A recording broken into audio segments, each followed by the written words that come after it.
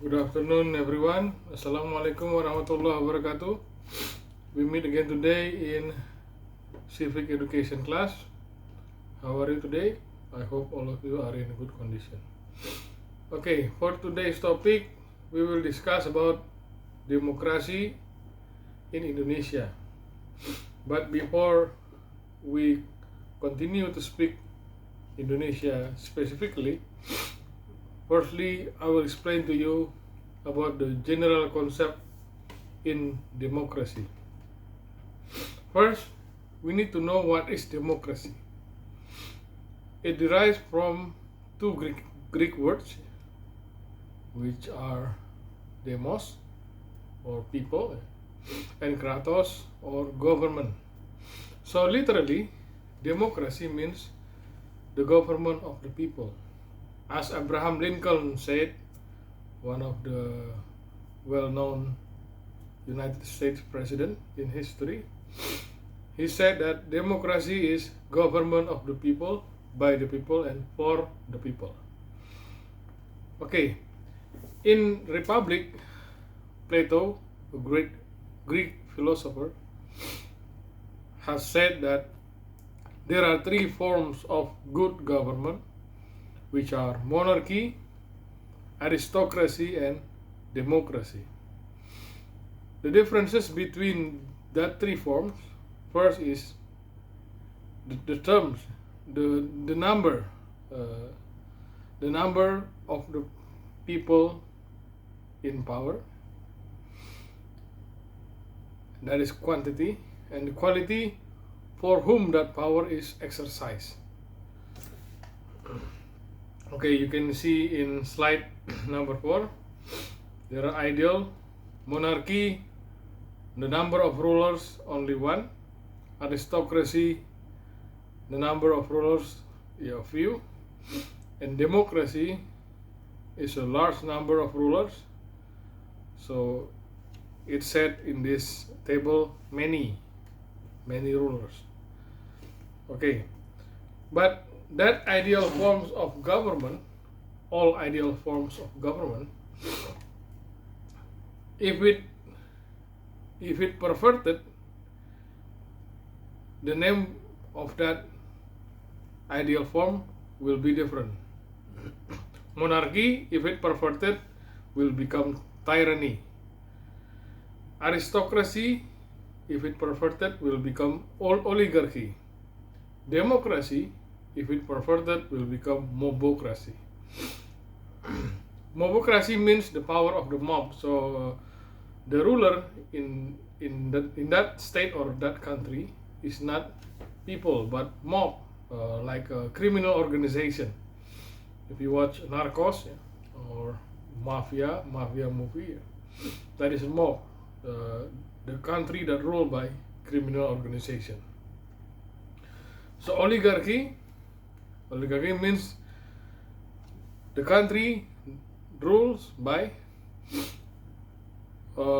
several or a group of bad people. Oligarchy. So they use the country to get what they want.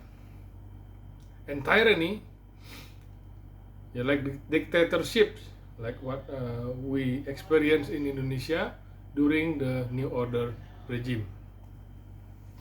Okay, that is three ideal forms of government, which are monarchy, aristocracy, and democracy. Okay, we continue. There are three types of democracy. First is a parliamentary system.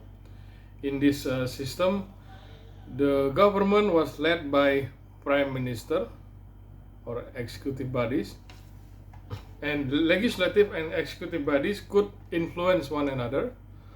For example, like if the legislative disagree with the policy of the government, they will recall the minister in the cabinet, because the placement of the minister in the cabinet depends on the party in the parliament.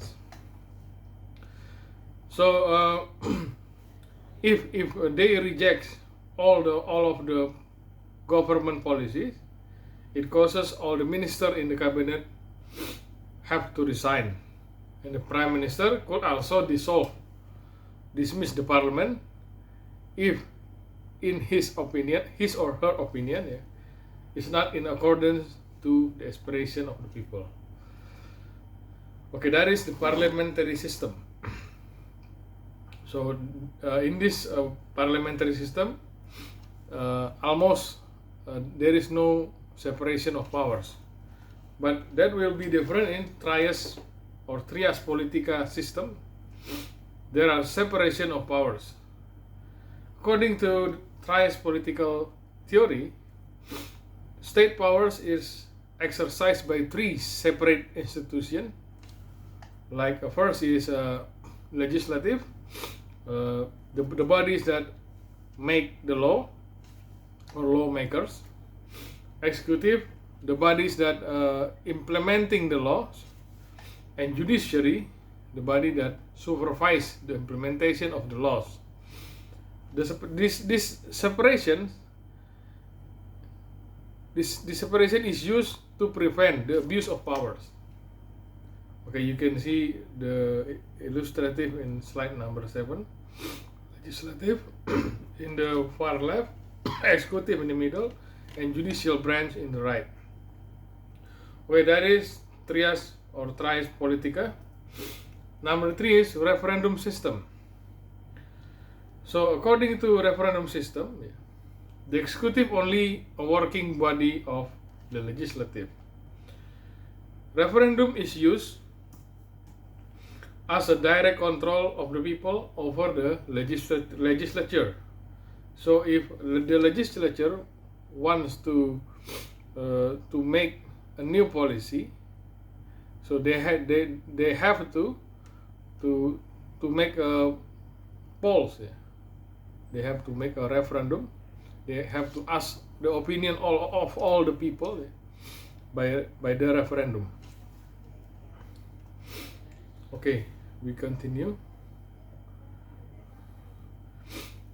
How about Indonesia? Indonesia is a bit different.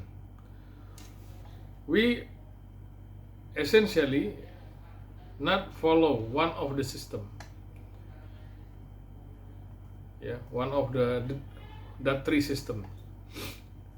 We essentially, our democracy is according to the fourth principle of Pancasila, which is democracy guided by the inner wisdom in the unanimity arising out of deliberations among representatives. So Indonesia follows the trias politica system, but not completely. Decisions are taken through deliberation to reach consensus. So if we not necessarily need to vote, we don't have to vote. We could solve the problem by deliberation or discussion. There are the principle of representation. People have to convey their aspirations through a representative body, which is legislative. In Indonesia, we call it DPR and MPR. Indonesian political system not using a separation of powers, but we use a power sharing system.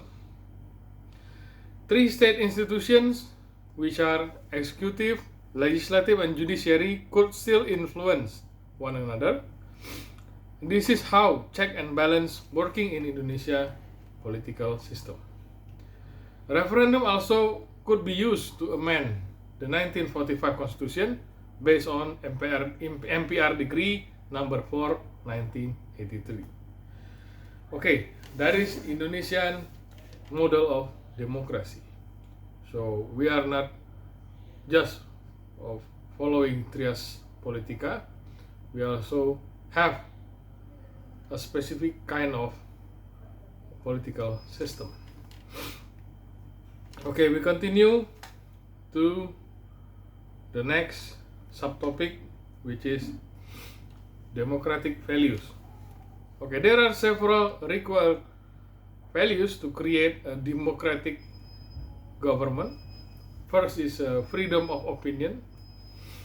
So if we want to be a democratic country, there should be a freedom of opinion among the people in the society.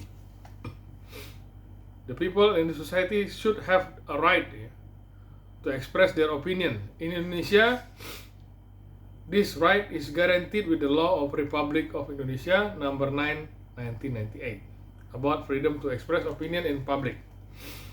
Number 2, freedom of association. So in democratic country, all the people should be free to organize themselves together, to make an organization or association or groups, because it is a basic human instinct as a social being or zone politikon. Number 3, freedom of participation. This is a combination of freedom of opinion and association. For example, take a vote in a general election in every level, from the central of government to the peripheral. Run in the general election, and also criticize the government policy, and so on. That is freedom of participation.